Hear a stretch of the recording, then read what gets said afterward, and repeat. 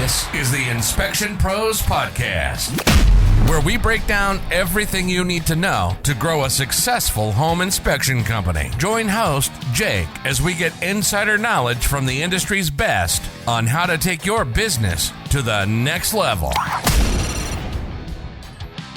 Welcome back to the Inspection Pros Podcast. Today, I'm very excited to have with us Matt Williams of Duke City Inspections out of New Mexico.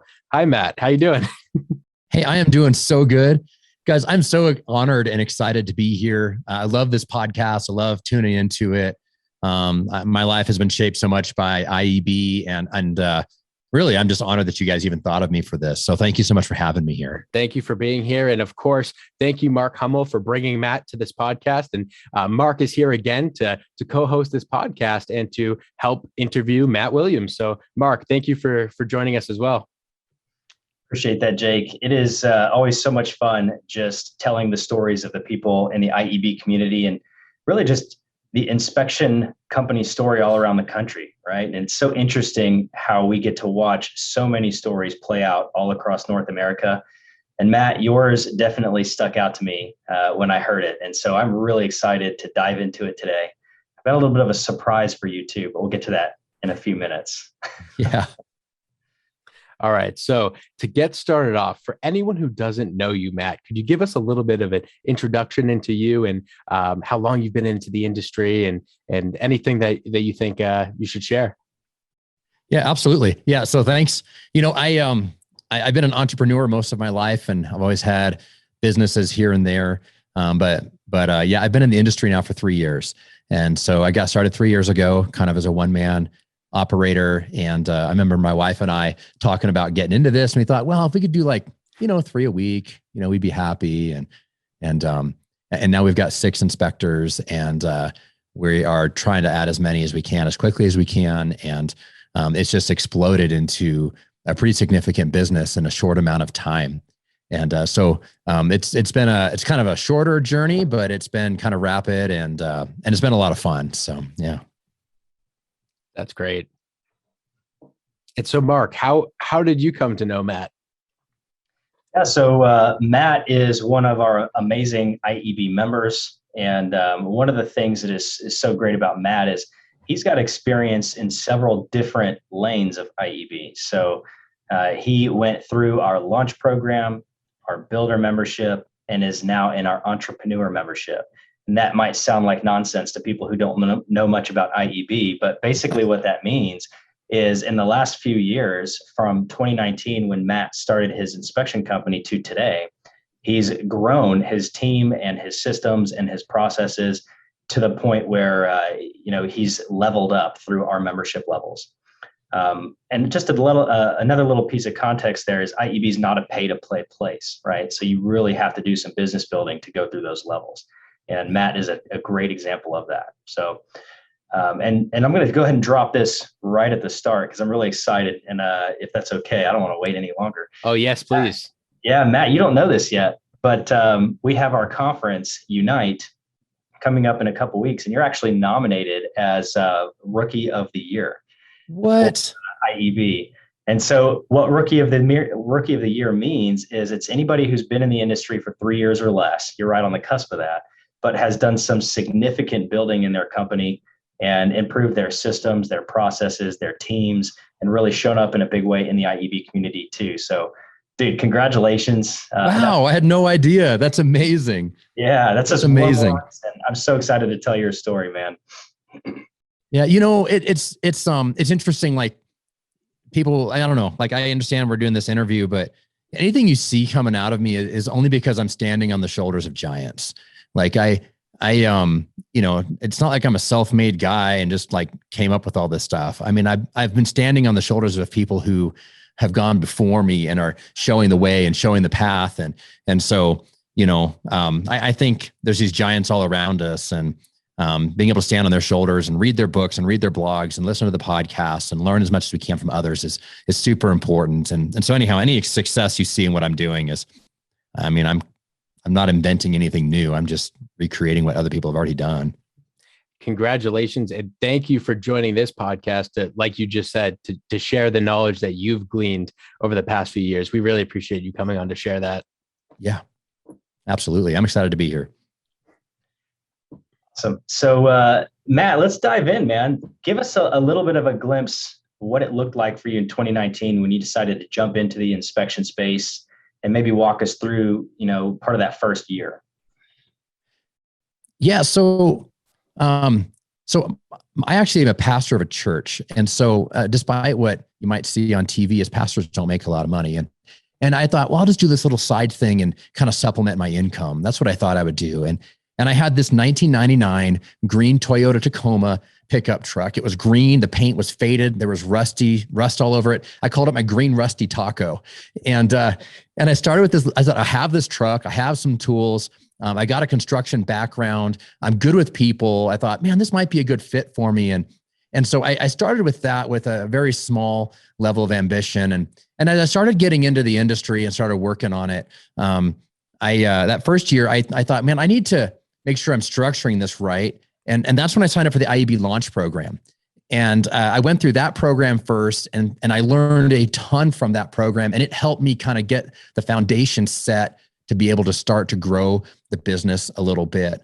It wasn't too long before I outgrew the green rusty taco, and I needed to get a little bit bigger truck and a little better equipment, and pretty soon my schedule was full, and I didn't know what to do. And in fact, we hit a crossroads, and we thought, well, either I'm going to raise my prices and be the most expensive single inspector company you've ever heard or seen of, or I'm going to need to build an actual company. And so my wife and I talked about it, prayed about it. Which way do we want to go? And I was like, let's go for the company. And my wife's like, you can't help yourself. All right, let's go do it. And so things kind of took off from there. And we started kind of intentionally structuring things to be able to hire people and build a team and get things going. And it was sometime after that, Mark, you may know better than I do. It was probably, if I had to guess, mid 2020, somewhere in there, I think, when we outgrew kind of what we had started with the launch. And I thought, man, I need help getting to the next level. And so I jumped all in on IEB to be able, it was actually the spring of 21, now that I think about it. It was, I think, Mark, you'd called me and you said, hey man, what are you doing in New Mexico? And you said you finished our launch program a while back, and then we haven't, I'm just curious what you guys are up to. And I told you what I was doing, and you said, yeah, we got this Unite conference coming. And so I came to Unite last year, and it was there that I caught a vision for what this company could be. And I already had a couple of inspectors work in, and I thought, man, I don't know how much bigger this company could really get. But and all of a sudden, just clicked. I saw a vision of man, this company could be so much bigger and so much greater than what I've ever imagined. And over the last 12 months, we've been working ferociously at growing the company into that vision that we saw at IEB in 2021. Yeah, that's so powerful. And, you just laid out a long road in probably just a couple minutes there. I'm sure that first year probably came with some ceilings and some growing pains and things like that. But I want to give you some credit too, Matt, because you had shared with me before that this wasn't your first rodeo per se, right? With running a business and that kind of thing. And so did you feel like you came into it with some business acumen, or was it kind of feeling around in the dark as you were building this? Well, I have a business background. So I used to own a car lot. That taught me a lot about life and people. That was, I tell you what, the car business was a very brutal industry, and it was really tough being in that one. And so I learned a lot of hard lessons there. And then before that, I actually was an electrical contractor. So I was in the construction industry doing electrical work. And so, yeah, for the last 20 years, I've been in business. It's only the last 3 that I've been, doing inspections. But I think it was one of those just kind of a good fit because I'm the people and technical skills and construction background. That's so common too. A lot of the people that jump into IEB looking for help building an inspection company have some sort of background in another trade or another sales role or some entrepreneurial atmosphere, right? And yeah. What oftentimes happens is they find themselves just building this business as a technician, or building this business as a salesperson, or maybe building this business as IT, accounting, whatever whatever their background is, but not necessarily, high level business person. And adding business building skills to your toolbox is really important. But I get the sense that you are no slouch in seeking out resources. Like you said, standing on the shoulders of giants. What have been some of your influences in these last 3 years that have helped you with that? I mean, really, the primary one in this industry has been IEB. I mean, I hate to be like that, record that's stuck here, but I tell you, like, that's been the biggest source of help for me. Being able to get on these video chats, and there's a pod, like a small group pod group kind of thing that IEB does, and my pod that I was in, it was I learned a lot in a short amount of time, and just little snippets, learning from everybody else who's in the same fight. They're doing the same thing, coming up against the same obstacles, and yeah, they live in a different city, but people are people, and the market's the market, and there are some variables for sure, but learning from these guys was really great. One of the people in my pod was in a much larger market than I am. They were up in Seattle, Washington, and Albuquerque is a much smaller market. We're less than 1 million people. I think we're around 700 to 750,000 people in our market. And I had a mentality that, well, it's a small market. It can't really get that big. And there's only so much you can do. And it was through a conversation that my eyes were open, like, you know what, it could be so much bigger than I've ever thought. And I don't know, it's just getting your mentality right and realizing that the ceiling on the size of what is possible, is probably more between the years than it is what's actual reality. Yeah, that's absolutely, point, man. And I have a quick question about that. What you just said at the top of the show, you said you had originally planned on doing 3 inspections a week, and you were okay with that. Can you, for those that are uninitiated in masterminds and haven't gone to an IEB or any other mastermind for that matter, could you pinpoint what it was in IEB that made you realize that this is something you wanted to take from 3 inspections a week to going all in on it? Well, it started off with, I kind of so I kind of started off with the demand was much higher than I thought I was expecting. Mm-hmm. I thought I'd kind of slowly wade into this thing. And I had a couple of key opportunities on the front end of the business that I was able to get in front of a bunch of realtors, and then just doing a good job and being friendly and being me certainly helped, getting out there, and kind of the sales side of me kicked in and started doing some marketing.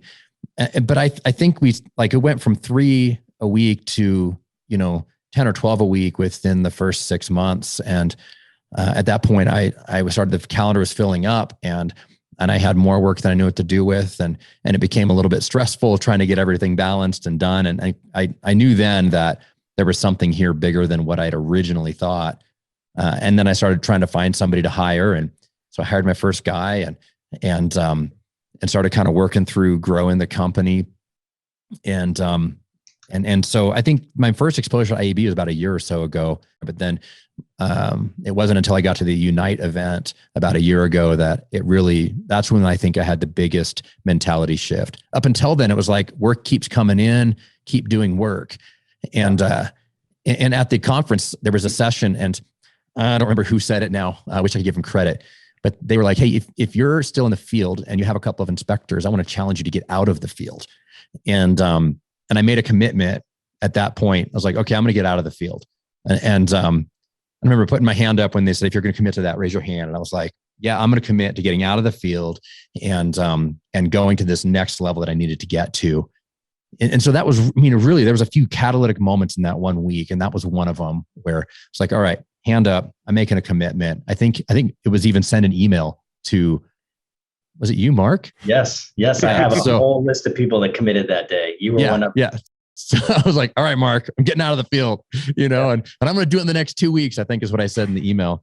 It took me a little longer than 2 weeks. So I'm not going to lie. It took me a little longer than 2 weeks to get totally out of the field. But pretty quickly, it was like, no, I got to get out of the field, because in order to grow this thing, I can't have my time 100% occupied with inspecting. I got to do what we call the boss man stuff. You got to do boss man stuff to elevate the company and to lead the company and get it where it needs to be. And if I'm working in the field, I'm all of a sudden the bottleneck. I'm the lid. I'm the ceiling, because there's only so much time in the day and so much energy you can give. And I was the problem on the growth. And so I had to get out of the field in order to be able to make more room for more work, for more growth. So good, man. And Matt, you're outlining things that I see happen all the time in IEB, and even not in IEB, just small business owners all over the country, right? Like, yeah, when you're in the business and you're doing the work, I mean, this is not rocket science at this point. Most people know this. If you're doing the work, you're not always able to have the bandwidth to work on the business. And one specific thing that we see a lot in IEB is that mindset shift that happens when you come into the community of people that are all full focused on growing and scaling their company. Yep. Almost instantly what happens is your vision explodes, because you understand how things are possible in shorter periods of time with less and less trial and error, and all the different things that you think are possible, you begin to know are possible. Yeah.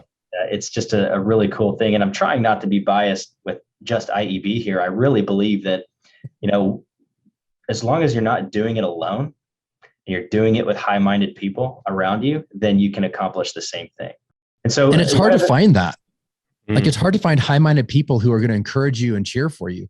Yeah. Like I got other inspector friends here in town that, and we go hang out every once in a while. And yeah, we're positive or cordial, but they're not really cheering for me. Like, you know what I mean? Like in town, It's like you got to get to a place where you have an umbrella. And now there is another inspector in town now that is in IEB, just recently joined.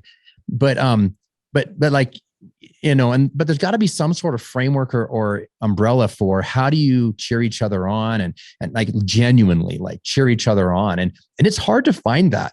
And so I was looking for that in town. I was kind of found a hard time building those relationships. But now it's like, hey, if you're in the next state over, there is no way on God's green earth I'm going to compete with you. Well, I shouldn't say no way. Now that I've been to IEB, I know that I could do that. But I could go multi-state. I could branch out from just Albuquerque. But you get people across the country contributing, and it's like the free flow of ideas and of what could be and what's possible. Last year at the conference, there's a guy named Blake Williams who's in the group, and he had a session, and there was a point. It's like, yeah, I started 7 companies in the last 7 years, and this is what they're all doing. They're all connected services that all launched out of a home inspection company.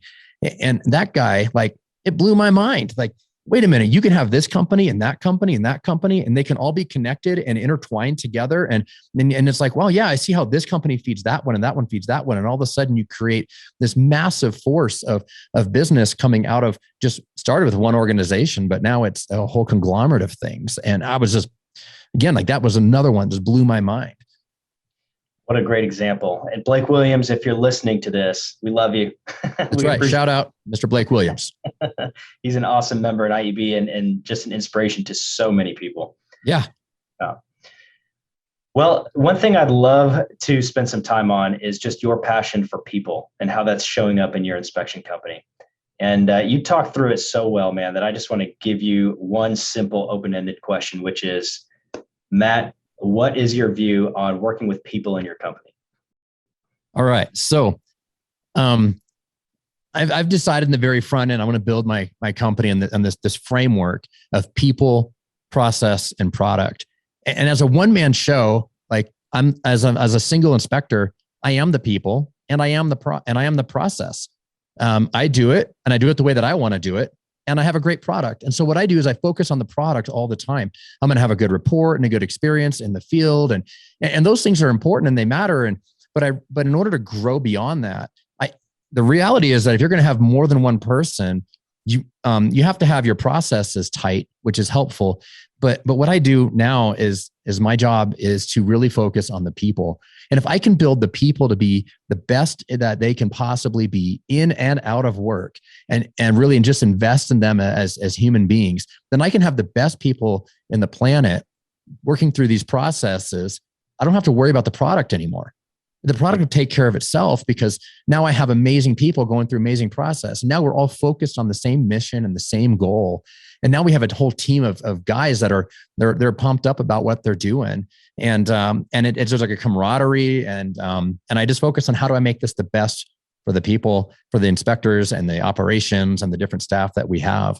And so my focus is really there now, because that's really what it's about, building people. So what does the team look like as far as number of inspectors and support staff and that kind of thing? Yeah, so we actually still use a phone answering service that is answering our phones primarily. And then we have Amber, who is our operations director. And then I have another guy who is Robbie, and he's actually answering phones part of the time, or dealing with operations part of the time as well. People they contact us through different mediums. So they'll book online. They'll text in, they'll email in, and then they'll call in. And we have one inspector that likes to book us by DMing us on Instagram. So you got to pay attention to that as well. All these young kids, so doing the Instagram. And so, but yeah, so we have to make sure we're monitoring all these different channels. And so we outsource our phones at this point. If we continue to grow, we'll probably hire another operations person and then restructure that to in-house our phones so that we get a more consistent product and a more consistent process in that. But right now, that's kind of where we're at. So we have basically 2 people working on operations plus a call center. And then on the field, there's me. I've been overseeing all of the kind of field services side of it. But now I have one inspector who is now our lead inspector. And then I've got 5 other inspectors that are now out inspecting all day, as well as a lead inspector. Awesome, man. And then growth, like I forgot about growth. That's me. I take care of all the growth now. Mm-hmm. Yeah. Awesome. So with your team sort of laid out for us now to kind of have that visual, how do you keep them all pointed the same direction with your focus on people and culture and that kind of thing? Yeah. So part of this is on the IEB launch program. It kind of helps. And then I think even the builder program also helped with that, being able to have a good mission, vision, and values. And then every Monday we have a Monday morning meeting and we go over the mission of the company. We highlight different things. We have a program to what we do there. And so one of the things we highlight every week is reviews, how many 5-star reviews we get. We read the reviews, we celebrate each other. And then we do a contest from time to time. We just finished one up where if their name was mentioned in the review, they got a point. And at the end of the month, we gave away a gift card to Cabela's for whoever had the most name mentions in the review. And I think that I'm not sure, there was some shenanigans happening for sure, I think, because I think maybe they told some people, hey, can you mention my name in the review? And can you mention it more than once? And so there was a couple of reviews where it was like, hey, Rudy was great. Man, Rudy was the best. I just so grateful that Rudy did this and Rudy did that. And I was like, does that count as 4 points on one review? Or is it, we gave him 4 points, but yeah, so it turned into quite the game that we were having. And so we do that on Mondays and we try to have fun elements. We try to cheer each other on. One of the things that's interesting is investing in people, from my perspective, at least, is I want them to be the best version of them. So I try to ask them, like, what do you want to be in 5 years? Where do you want to be in 10 years? Like you're in your early 30s or your late 20s or mid 30s or whatever age they're at. And I say, where do you want to be when you retire? Like, do you want to work for me and inspect houses till you're 65? And I mean, if you do, like, we can work on something, and most of the time they're like, no, not really. I don't really want to do this until I fall into the grave, So I'm like, all right, well then you got to make decisions now to change that. So like let's identify, what do you really want to do in life, and how are you going to make steps today to make sure that you are financially successful in the future? What do you want to be in? You want to be invested in crypto, the stock market? Do you want to be in real estate? And so there's one of the guys in our office who's one of our inspectors. He's been working on flipping houses, and he just he's been starting to flip houses now. And we're all cheering for him. The whole office is cheering for him. We're like, yeah, go get it. That's incredible. Go flip another one. And there's another guy that just bought a multifamily unit. And so we're cheering for him and rooting him on. And I know that as the boss, if I'm cheering for these guys to be the best version of themselves, and they start buying fourplexes and they start flipping houses and they start getting into this thing, I know that there will be a point that they will outgrow my company unless the company can grow big enough to continue to keep them in our ecosystem.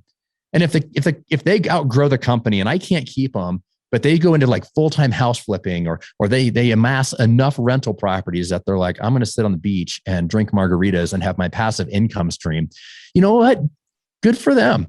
Like, I think I can personally take pride in like, hey, I've helped in some way better the life of somebody else. And I know that my house flipping guy, if his thing goes like it's going right now, there's no way I can pay him enough money to stay because he's going to be making way too much money doing what he's doing, but you know what? I'm going to be high-fiving him 10 years from now. I hope we're all sitting on a boat somewhere, like drinking a beer and going, man, that was awesome. Remember the 2020s? Dude, we killed it. That was such a fun ride, and I personally take joy in that. I think that'd be so great. I'm not building my empire for my personal benefit. Yeah. Am I going to benefit? Absolutely. I'm going to benefit. But I also think, like, if I have passive income, why can't they have passive income? Mm-hmm. Like, if I'm building wealth for me and my family so that we can have financial security in the future, golly, like, why can't I help them build wealth for their family, for their financial security? I would be thrilled to death if everyone here took the next 10 years and was super heavy investment, figured out a way to be able to provide for their family for the rest of their life. I mean, what an incredible story and a legacy to be able to leave behind. Yeah, absolutely. And so we are going to take a moment to hear a word from our sponsor, Pair Payments, and we'll be right back. The home inspection industry is highly competitive, and you need an edge to stay on top. You certainly can't afford to give profit away for no reason. But what if I told you credit card processors may be overcharging you and robbing you of profits you've worked hard to earn? It's time to put an end to being overcharged for payment processing. It's time to take back your profits. That's why we put together a free report, How to Avoid Being Overcharged by Your Payment Processor. Head over to takebackyourprofits.com, download the report, and put an end to being overcharged for credit card processing. You've worked hard for your sales, and you deserve to keep it. What are you waiting for? Go to takebackyourprofits.com and download your report today. Welcome back to the Inspection Pros podcast. Again, with us today is Matt Williams of Duke City Inspections and Mark Hummel of IEB. Matt, this has been a fantastic episode far. Thank you so much for all the insight and experience that you've given to the audience today and shared with us.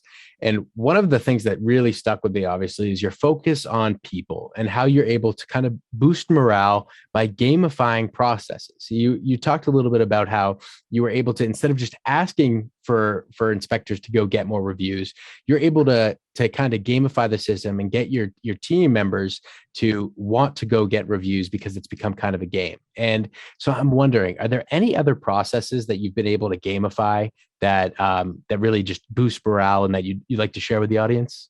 Yeah. So I don't know if I gamify a whole lot more.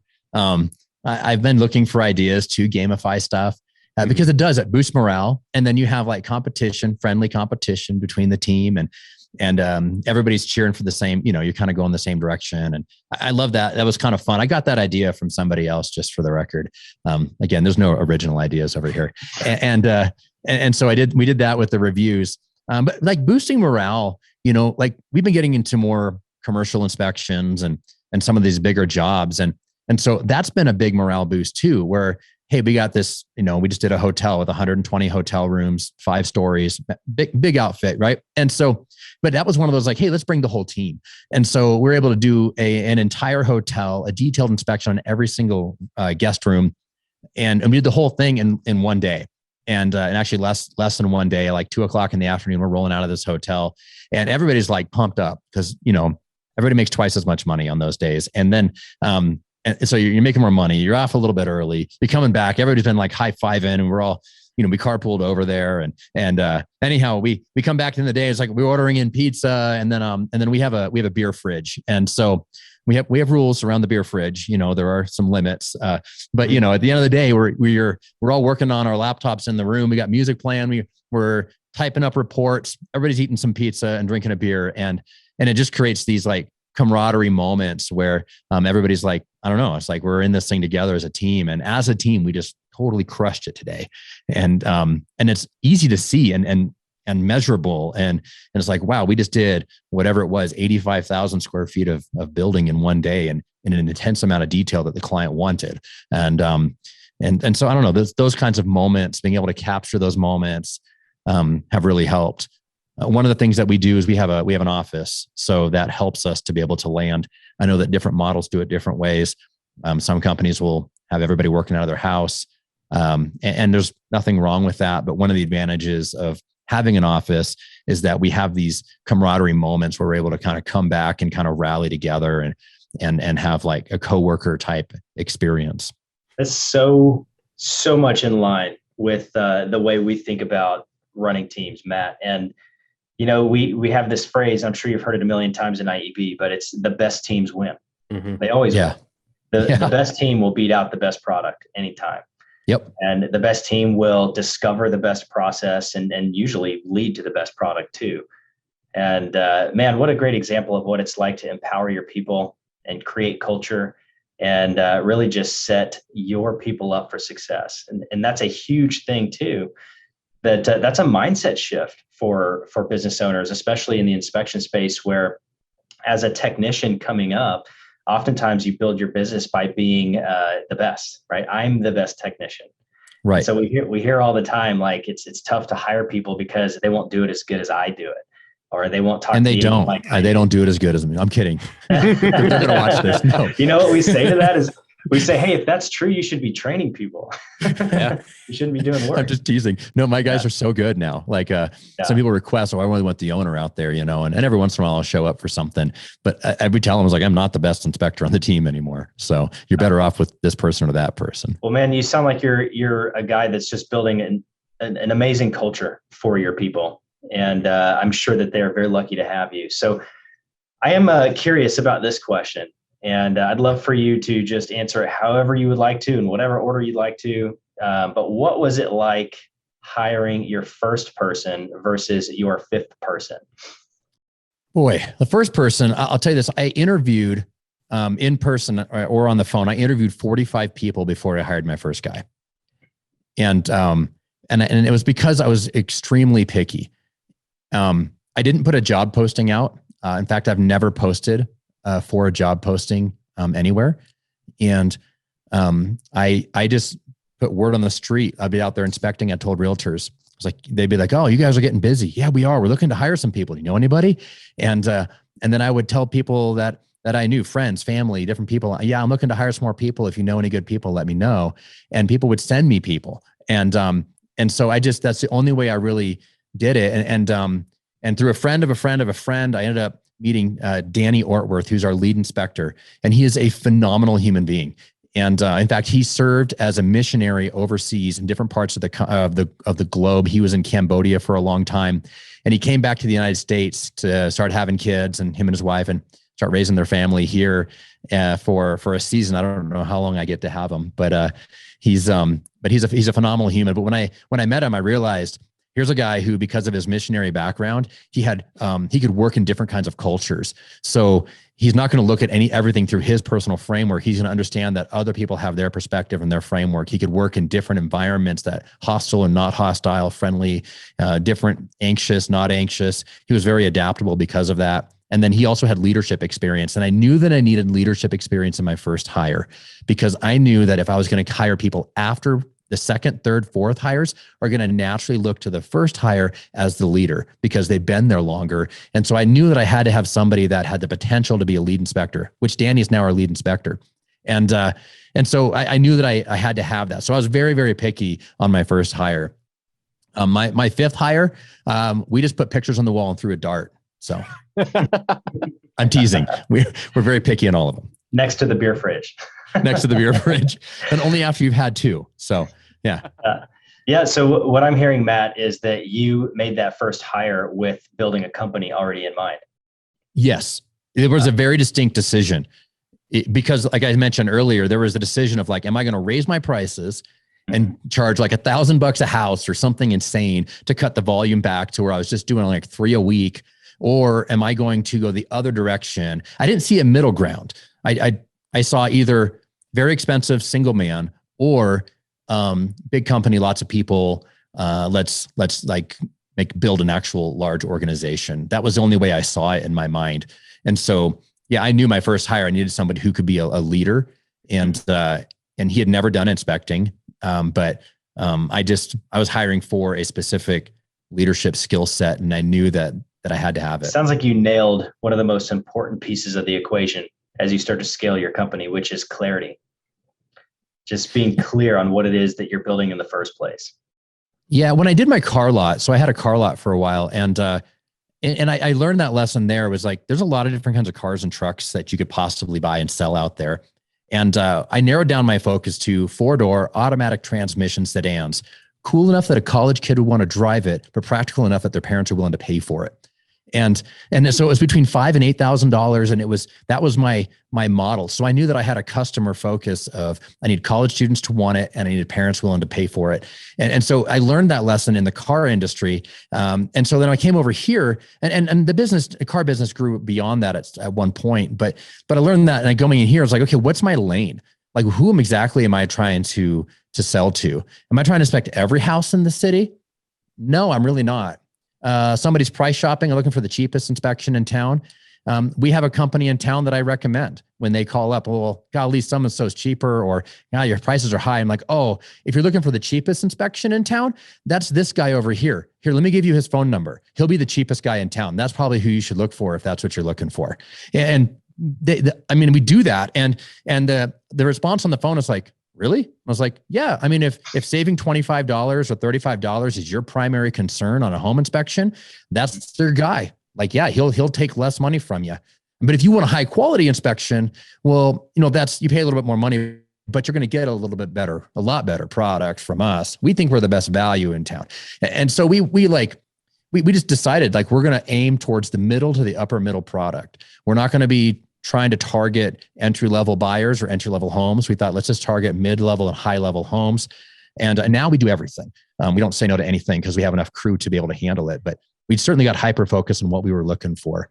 And we kind of identified, who our target customer was, what our buyers looked like, what the realtors looked like, and just really went for it. Love it, man. I mean, that's the first piece, is just clarity, getting clear on what you're doing. Yep. And it's such the opposite of what happens a lot of times in these technician-minded industries, which is you hire in a panic mode, where you're just so busy, you've got to get things off your plate. So you hire the first person you can find that has the right qualifications. And we all know how that usually ends up. It's a lot of trial and error, a lot of misalignment, and a lot of heartache. Yeah, it is. It's funny. We were super busy, and I was trying to hire somebody. And I was like, how am I going to possibly train anybody to do this if I'm doing like 3 inspections a day, 6 days a week? I basically sleep and work. My work-life balance is way out of whack. How am I possibly going to have time to do this? And so when I hired Danny, I was like, all right, man, here's the deal. Just get in the truck, shut up, and watch. And it was one of those kind of moments of like, I don't have time to like do this in the proper way. So you're just going to like get it like the underground guerrilla way. And this is how we're going to do it. And so it was like, he just like followed me around houses, and I was like talking to him the entire time. Like, okay, this is what a roof, this is how the shingles work. This is how this works. And then, started some online training with Internachi. And, now we have a much different process for training, and it's a little bit more holistic, and it gives guys a chance to actually succeed. I'm still shocked that Danny stuck around during that time. I'm sure every day he went home was like, that guy's nuts. Well, good for your team that he did, it sounds like. So, yeah, it is good. I'm going to fire off some questions for you, Matt. Okay. And they're not in any particular order. It's sort of a lightning round, if you will, just to help people understand who you are and what things look like a little better. So, okay. Who's in your family? My family? Yeah. Oh man, I am like happily married to my wife, Amber Williams. And so she's an amazing, beautiful, smart person. She runs our operations department, and she's just an incredible woman. And then I have 2 daughters, either 12 and 14. So I have 2 middle school girls. So that keeps me pretty busy, and 6th and 8th grade. And they're just a delight and a lot of fun. And so I love my kids, love my wife. We have just a fantastic home and a home life. And now we have great work-life balance. We didn't before, but now we do. Love that, man. What do you guys like to do for fun as a family? Well, we put a pool in the backyard last year. Mm-hmm. And so now we like to swim together as a family. That's a lot of fun. We like to hang out with friends. We do like to go on vacations and travel. Everybody's got their own individual activities as well. Like, one was playing soccer and the other one was in track, and different sports and different things. But we like to watch movies at night. Nice. Just really be with each other. Opportunities for connection. Yeah. Yep. Yeah. I was listening to a fatherhood podcast, mm-hmm. and it was talking about how, as a dad, you got to be able to pay attention to the opportunities, because especially when they get a little bit older like that, there's a lot of times where life is busy and you're just going and just doing life. But then there's these like random moments of opportunity. And if you're not looking for them, you'll miss them. Yeah. But being able to catch those moments and harness them and like just jump in with like a real conversation with your kids. It's not like, hey, how was soccer? It's like, no, what do you really think? You're like, what's in your soul? And like some of those like deeper questions, and you create some better bonding moments. And so anyhow, now it's like, I'm always looking for those. And sometimes they just happen in the most random moments. I know I'm getting way off of what we're supposed to be talking about, but yeah, being able to really find those. And most of the time it happens like swimming in the pool or, watching a movie or doing something else random. Well, Matt, for what it's worth, I think that it's so important that people understand this is what it takes to build a business, like having a healthy family life and finding those moments to connect with each other. What's the point of the business if that side doesn't exist? Yeah. Who cares how much money you have in the bank? Like if your family like sucks or they don't like you, like, I bought you all kinds of stuff. Yeah. Your kids are gonna be in therapy, like you gotta actually love and care for them and spend time with them. And it just takes time and you gotta be present when those opportunities open up. If you're not there when the opportunities open up, then you're not there and you miss them. Wow. That is so important, because if you're not there personally, how can you get there professionally? Right. That bleeds into the business aspect of it. Yep, absolutely. Sure. Yeah, you can only give away what you have, and if your tank is empty internally as a person, like you're running on fumes, and all you can give away is fumes. Mm-hmm. And so if your work-life balance is out of whack, then you're running your tank on empty, and then you get home at the end of the day, and then what? Like your family gets fumes, they get the leftovers, they get the scraps of the best version of me was spent today in the office on my coworkers. And then that isn't what we're doing this for. So you got to be able to give the best to your family. All right, Matt. So a couple more questions for you here. One is, what does Duke City inspections look like in 3 to 5 years? Oh man. Golly, I don't know. 3 years ago, I would have never guessed it'd be this. So I don't know what it could possibly be another 3 to 5 years from now.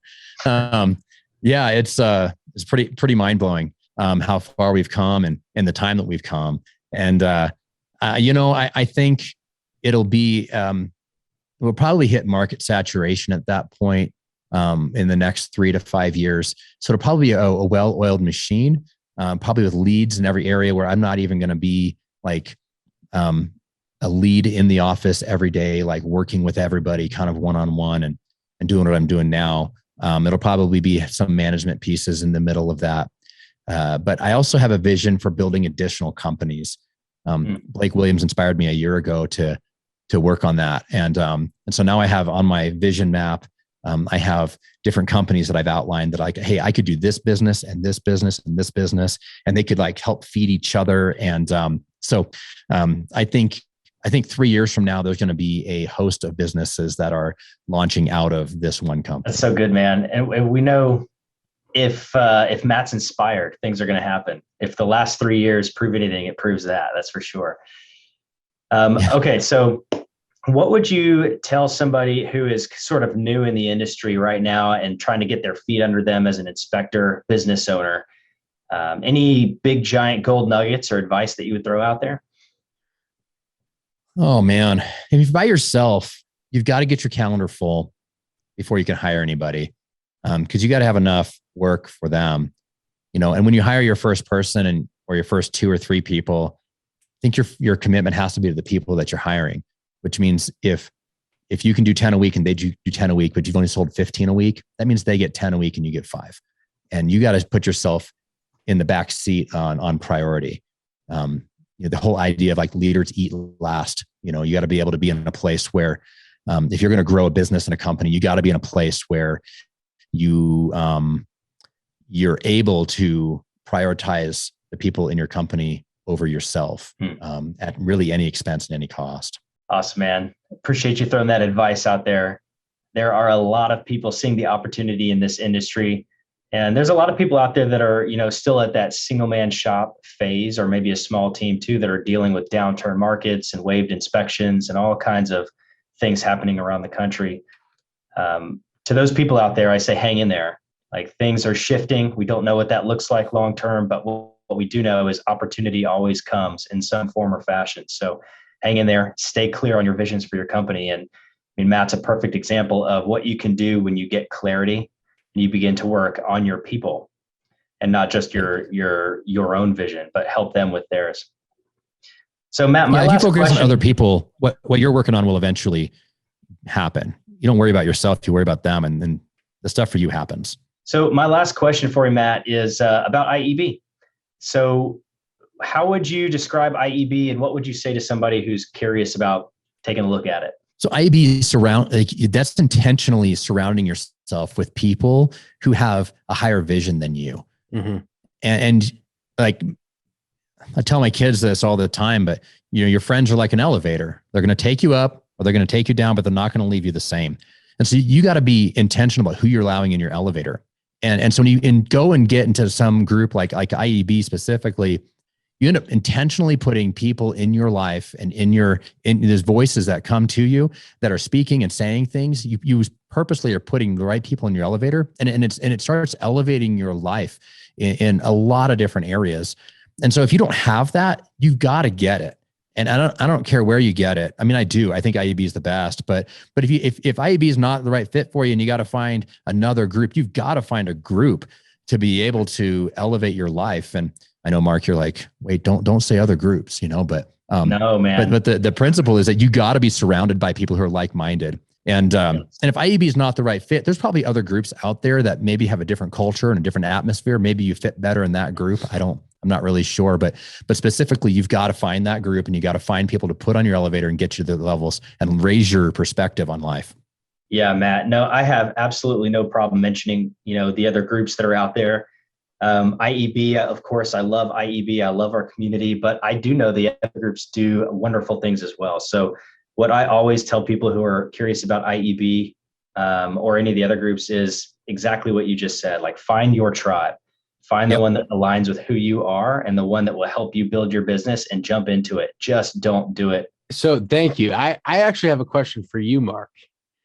Okay. So we've heard such good things about IEB from Matt today and in this conversation, and we're going to get this episode out prior to IEB Unite. So Mark, could you tell us a little bit about that event, just for the audience, if they're interested in hearing about what that event's all about?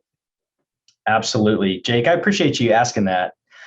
So Unite is our biggest conference of the year in IEB. And one thing we care very deeply about is getting out from behind Zoom and Facebook and all the different digital ways that we connect and seeing each other in person. So we focus on three things when we come together. It's connection, our culture, and the content that we deliver for everybody.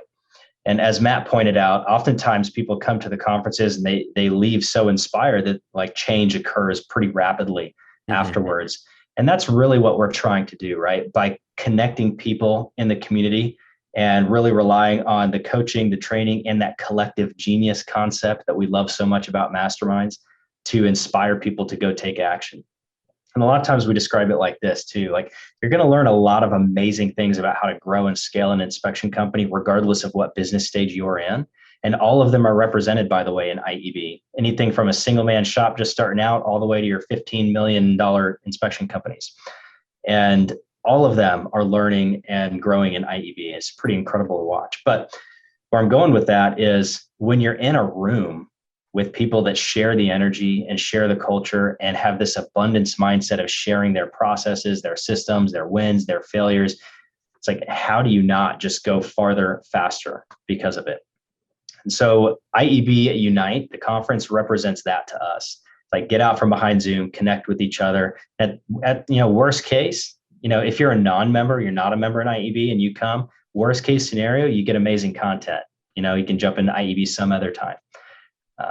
Yeah, man, I could talk for an hour about Unite. I'm really excited. It's in about a week and a few days. We're going to be in the Woodlands, Texas, rubbing shoulders with everybody, just as we love to do. Yep, I'll be there. And if anyone listening to this is going to be there, stop by the Pair Payments booth, say hi. We'd love to see you all there. So one last question I have for you, Matt, today. And thank you so much for coming on and sharing your story, your experiences, and your insights. It's been a fantastic episode. the last question I have for you is someone who is listening to this episode. And we have people who are going from just starting out to anywhere in between the companies that Mark was talking about.